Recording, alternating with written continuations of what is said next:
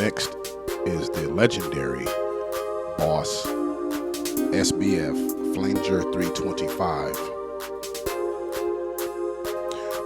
labeled in the MV-1 Verselab as SBF 325 and labeled in the 8000 as the vintage Flanger 325, right? So let's give it a whirl. Let's engage it.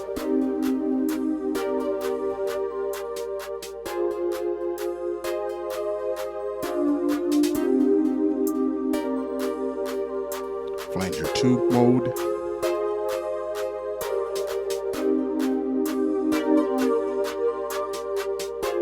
Flanger 3 mode.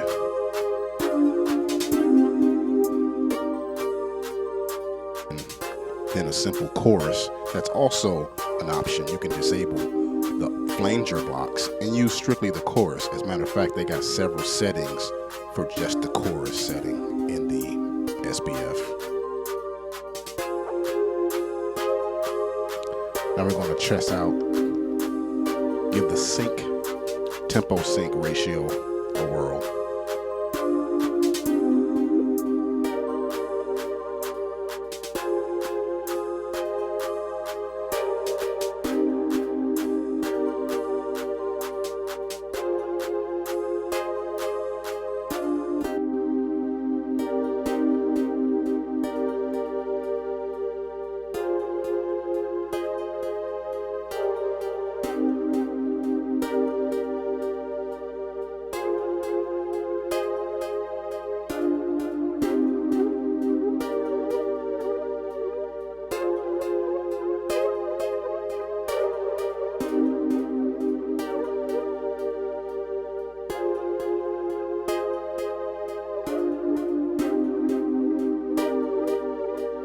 Alright, so now we're going to disengage this one.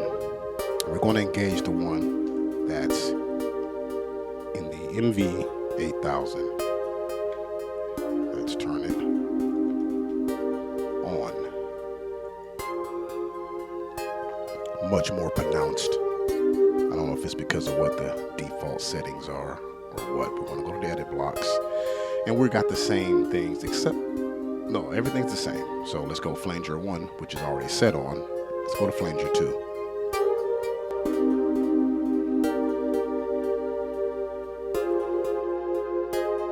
Flanger 3.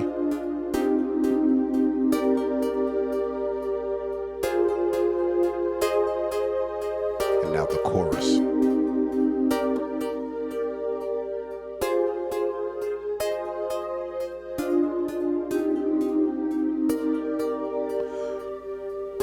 Let's go to the tempo sync rate.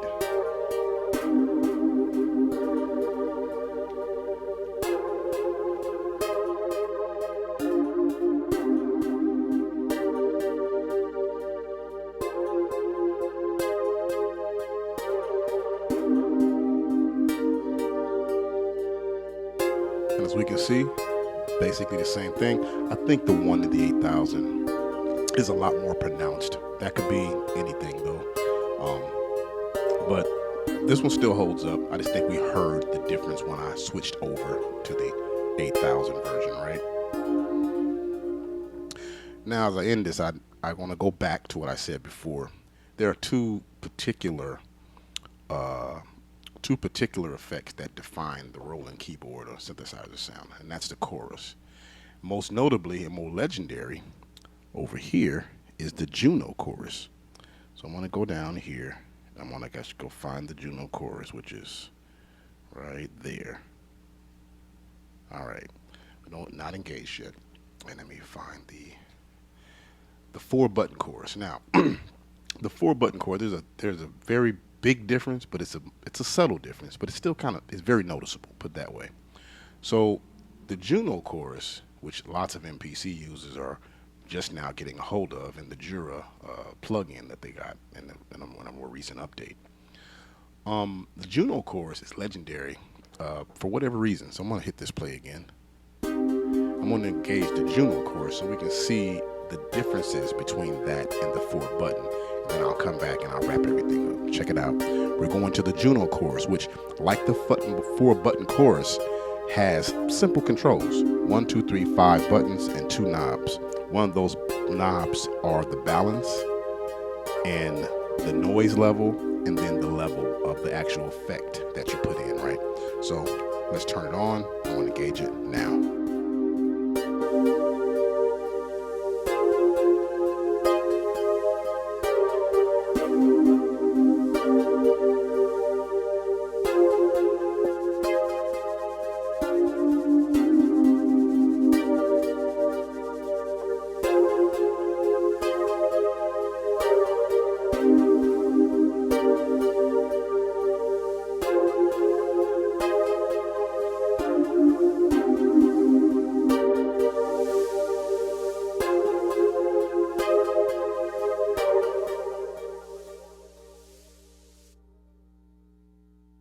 As you see, I got an option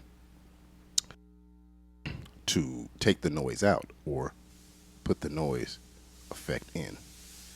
And I think this is a big thing with the lo-fi guys, having this option with the effect. Now I'm going to go back to my MV8000 over here. Let me disengage the Juno chorus.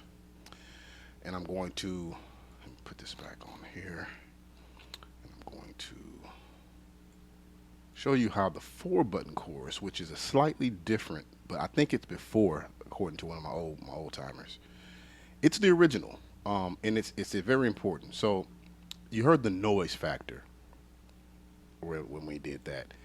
Let me be quiet. I'm gonna let you hear the noise factor for the 4-button 320 chorus.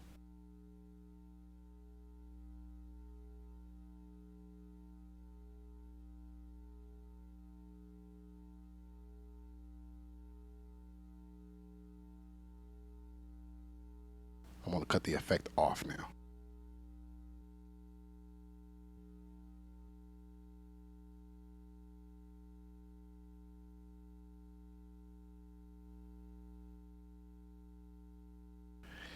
Very subtle, right? Barely can hear anything. I can hear it. I don't even know if you guys can hear it. But I'm going to start this loop that I've been working on.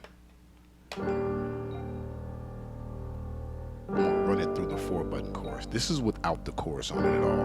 This is with nothing on it. Now I'll engage the 4-button chorus.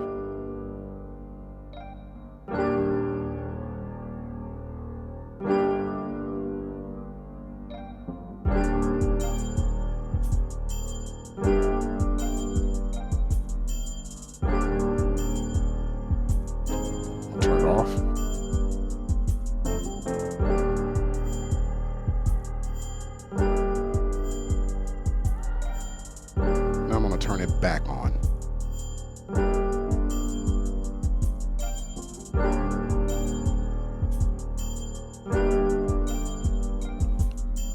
The 4-button just puts such a subtle sheen on everything it touches. It's almost a feeling. It's a frequency, which is why you could barely hear the noise. The noise was just a simple frequency that puts this shimmer on everything it touches and on everything that you use it against, or that you use it on, right? So I'm gonna take it off, and that will conclude my A/B comparison to MV8000 and the Verselab MV-1, comparing the MFX modules. Now, one thing this last example kind of also expresses is the way you use the MFX and how it affects the workflow, of both instruments. With this, you can basically have the MFX in your hand and put it at the beginning when you first record something, or you can put it on the master, or you can put it in on a certain auxiliary channel and only route certain instruments to it, and then blend it with the master output. It makes for a more creative workflow. On the Verselab, you really get into the MFX once you have the clips and the tracks already going. You can each tone, so you can affect at the outset, you can affect each tone by changing the MFX that's already on it and putting something else. But usually once I'm in arranger mode and I'm arranging in sections and taking sections and clips of those sections, that's when I'm really toying around with the effects or the MFX modules, as you'll see in most other productions that I do. So once again, man, let me end this one by saying this is my 50th video.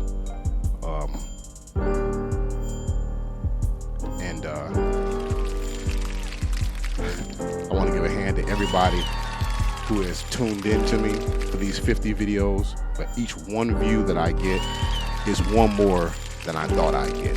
Anyway, Roland Gang out, MV Mob out.